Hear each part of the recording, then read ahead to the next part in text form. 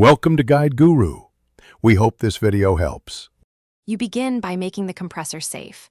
Unplug it and open the drain to bring pressure to 0 psi so nothing surprises you.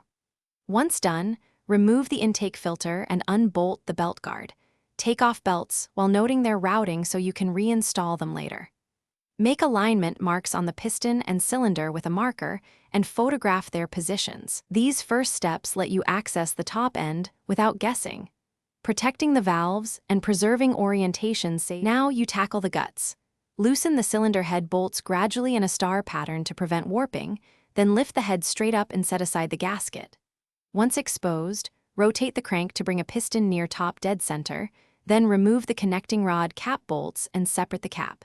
Keep each cap with its rod and journal.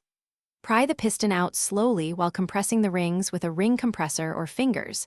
Be careful not to nick the cylinder wall, because that will ruin sealing and shorten life.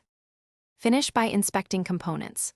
Look for scoring on piston, rings, and cylinder, and measure bore and ring end gap to decide whether to hone or replace parts. Replace all gaskets and seals, then reassemble using the correct torque values and tightening sequence to preserve alignment.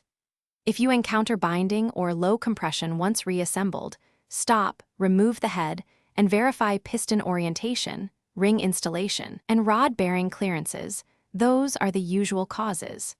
Addressing these early prevents repeated disassembly.